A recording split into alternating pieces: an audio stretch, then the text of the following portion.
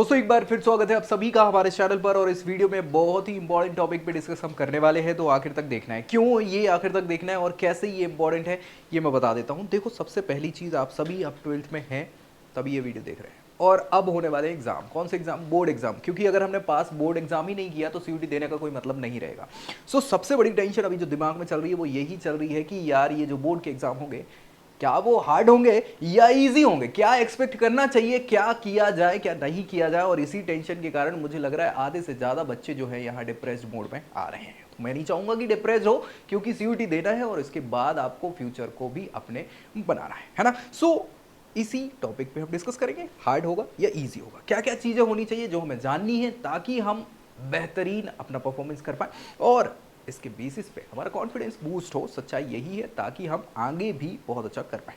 ठीक है, क्या करना है आखिर तक देखो, दोस्तों में शेयर कर दो, और भैया लाइक तो बनता ही है, साथ ही साथ चैनल सब्सक्राइब कर लो ताकि सीयूटी की और आपके लिए जो करियर से रिलेटेड जानकारी है, कॉलेज कोर्स करियर की, वो सब मिले यही सबसे पहले, है कि नहीं? बढ़िया। चलो, क्या है क्लास 12 बोर्ड में, क्या एक्सपेक्ट करें, हार्ड या इजी, ये हम डिस्कस करेंगे। तो यार साफ सुथरी बातें, 3-4 चीजें हैं जो हमें यहाँ डिस्कस करनी है इस सवाल के जवाब के लिए। 3 से 4 चीजें वो क्या होंगी उस पर भी हम डिस्कस कर लेते हैं। सबसे पहले मैं बता देता हूं एक एक करके आपको चीजें। सबसे बड़ी चीज जो है वो क्या है, यहाँ पे हमको समझना है ये फॉर्मेट। क्या फॉर्मेट? यहां हम बात कर रहे हैं हमारे पेपर का या फिर हमारे एग्जाम का क्या फॉर्मेट है, उस पर हम डिस्कस करें।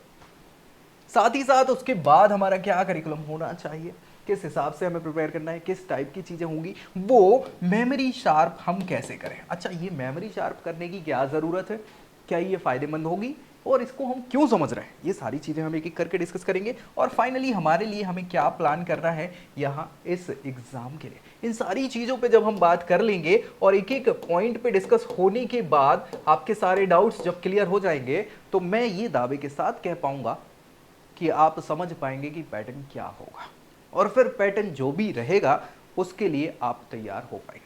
जी हाँ। एक ही चीज हम डिस्कस करें। सबसे पहले अगर हम बात करें किसकी किसकी बात कर लें, फॉर्मेट की बात कर लेते हैं। चलो भैया, फॉर्मेट। फॉर्मेट, अब ये फॉर्मेट क्या है, कैसा है, दो चीजें समझो। या तो आप भैया यहां सीबीएसई बोर्ड के होगे या आईसीएसई बोर्ड के होगे। हो सकता है बोर्ड एग्जाम्स अलग अलग हों भाई, आपके पर्टिकुलर स्टेट बोर्ड्स हों, लेकिन लगभग पैटर्न यही है, सीबीएसई वाला, आईसीएसई। अब इनने क्या किया हुआ है, आपका मॉडल पेपर्स डाल दिया है। क्या भैया? मॉडल पेपर्स दोनों ने डाल दिया। और मॉडल पेपर्स से हमें एक चीज पता चल गई है कि किस प्रकार का फॉर्मेट होगा। मतलब क्या है कि क्या हमारे एमसीक्यूज होंगे, क्या हमारे 2 मार्कर्स होंगे, 3 मार्कर्स होंगे, और सो ऑन।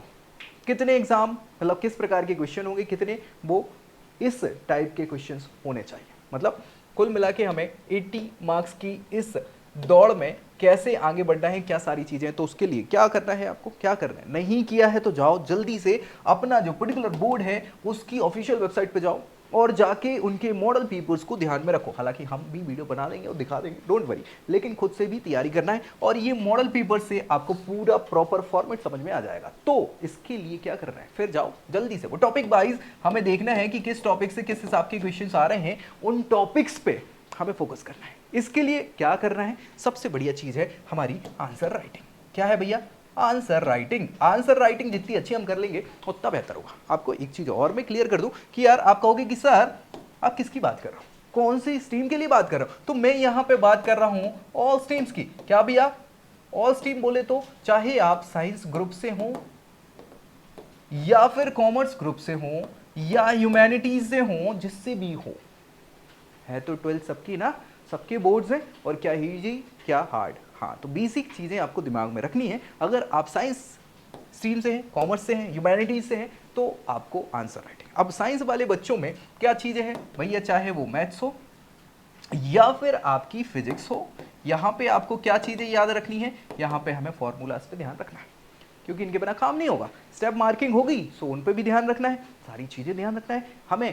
केमिस्ट्री में केमिकल रिएक्शन हो गई, ऑर्गेनिक इनऑर्गेनिक केमिस्ट्री पे ध्यान रखना है, सारी चीजें। वहीं अगर बायोलॉजी वाले हैं तो भैया आप देख लेना, हाँ, कैसे क्या जेनेटिक्स है, रिप्रोडक्शन है, ये सारी चीज़ों को ध्यान में रखना है, प्रॉपर उसके क्वेश्चंस बनेंगे। तो चीज़ें आपको दिमाग में रखनी है, वो फॉर्मेट कहाँ से कैसे क्वेश्चंस आ रहे हैं ये आपको क्लियर हो जाएगा, तब जाके आपकी कॉन्फिडेंस अपने आप बूस्ट अप हो जाएगी। और बूस्ट होगा कैसे, जब आप प्रैक्टिस करेंगे। ठीक है, सो प्रैक्टिस के लिए भी अभी हम आ रहे हैं। क्या कर सकते हैं, हमें सबसे पहले तो मॉडल पेपर्स जो हैं वो देख लेना है ताकि ये काम हो जाए हमारा। मॉडल पेपर्स के बाद हमको क्या करना है, PYQ सॉल्व करने हैं। PYQs मुझे लगता है प्रीवियस 5 ईयर्स के अगर आपने लगा लिए तो दावे के साथ मैं कह सकता हूँ कि बहुत अच्छा स्कोर आप कर पाएंगे। ठीक है, साथ ही साथ फिर जितना हो सके मॉक्स लगाओ, और मॉक्स जितने बढ़िया लगाओगे तो बेहतर आपका काम है, तो प्रैक्टिस आपकी यहाँ पे हो जाएगी। अब यहाँ इजी और टफ की फिर समस्या ही नहीं रहेगी जाए, क्योंकि हमें फॉर्मेट समझ में आ गया और क्वेश्चन हमने प्रिपेयर कर लिया। कोई दिक्कत, बढ़िया। दूसरी चीज पे बढ़ चलते हैं। दूसरी चीज यहाँ पे क्या होगी हमारे लिए, तो वापस चलते हैं करिकुलम पे। ठीक है, करिकुलम के लिए आप क्या करेंगे, यहाँ पे क्या करेंगे, करिकुलम कैसे पता चलेगा क्या होना चाहिए।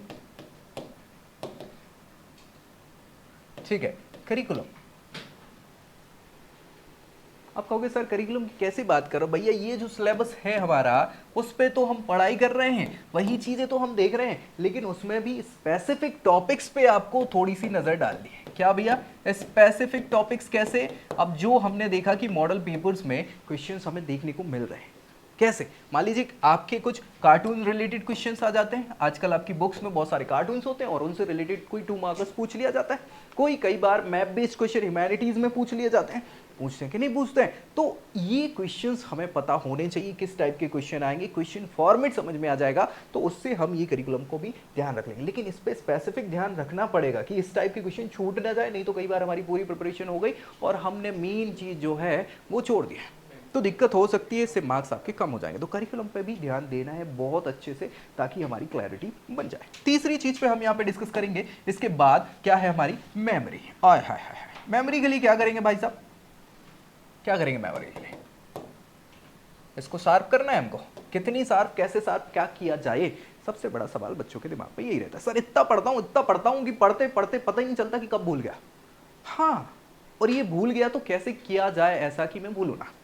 तो यार इसके लिए कोई गुट्टी नहीं होती है किसी भी बच्चे के लिए, बस क्या होता है, practice makes the man perfect. तो आपको क्या करनी है, क्या करनी है, केवल और केवल करनी है प्रैक्टिस। अब प्रैक्टिस करो, आप जितने ज्यादा मॉक्स लगा पाओ, जितने ज्यादा एमसीक्यू सॉल्व कर पाओ, जितने ज्यादा क्वेश्चंस डेरिवेशंस सॉल्व कर पाओ, वो बेहतर आपको रहेगा। इसको repeat repeat repeat repeat repeat repeat revise करते हुए जितना ज्यादा करोगे उतना आपके लिए फायदा होगा, और यही मेमोरी शार्प करेगा। सुबह से उठो, सुबह से रिवाइज करो चीजों को, कॉन्सेप्ट समझो। कंसेप्ट को आपको क्या करना है भाई साहब, ये आपको रटना नहीं है, हाँ समझना है। जितना बेहतर आप समझोगे चीजों को, टॉपिक्स को, या फिर उनके जो भी कहीं ना कहीं बेस है, उनको जितना बढ़िया आपने समझा उससे बेहतर कुछ नहीं होगा। समझना है, रटना नहीं है, क्योंकि रटी हुई चीज़ 2 दिन 4 दिन 6 दिन चल जाती है, लेकिन समझी हुई चीज़ जीवन भर चलती है। सो समझना है टॉपिक्स को, उनके मीन किस प्रकार से वो फॉर्मूला डिराइव हो रहे हैं, या फिर किसी भी प्रकार के कॉन्सेप्ट जो है कैसे वो बन रहे हैं, वो सारी चीज़ों को समझना है। समझ लिया, उसको रिवाइज करते चलो। सुबह का आधा घंटा केवल रिवाइज करने में, तो आधा घंटा 1 घंटा जितना आपको सही लगे, बाकी की चीज़ें ये हो जाएंगी। आखिरी चीज़ जिस पर हमें डिस्कस करनी है यहाँ पे, चौथी चीज़, वो क्या है हमारी, क्या प्लान होना चाहिए। तो प्लान हमारे लिए क्या है, अब भैया हमारे लिए गेम प्लान क्या है, गेम प्लान। ठीक है, ये आखिरी चीज है, घुट्टी है, समझ लेना भैया, इससे काम चल जाना है। हमारे पास होता है क्या, हमेशा से प्लान ए। अब ये वर्क करा तो है, करा क्या, अभी हमने सारी चीजें बता दी आपको, क्या क्या वो जो चीजें बताई वो सारा प्लान ए है।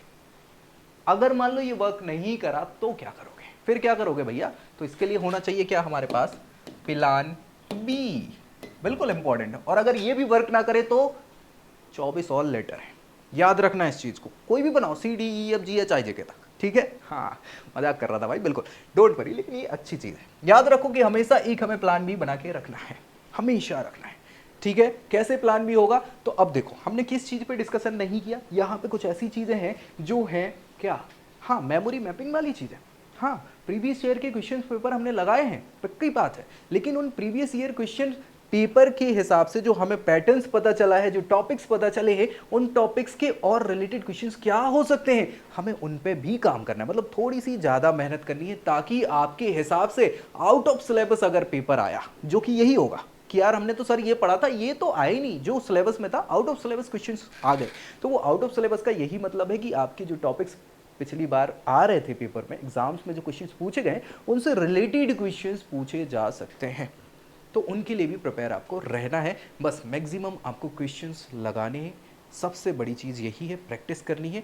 और इसके अलावा मेहनत से बड़ी कोई चीज़ होती नहीं, कोई शॉर्ट ट्रिक्स नहीं होती है, तो हमें शॉर्ट ट्रिक्स पे नहीं जाना है। हाँ, अपने लिए हमें क्या करना है, शॉर्ट नोट्स बना लेना है, शॉर्ट नोट्स, जिससे हमारा क्या फ़ायदा होगा कि हम जब भी चाहें उसको रिवाइज कर सकते हैं, जल्दी रिवाइज कर सकते हैं। ठीक है, इसके अलावा फ्लैश नोट्स भी कहलाते हैं यही सारी चीज़ें, है ना।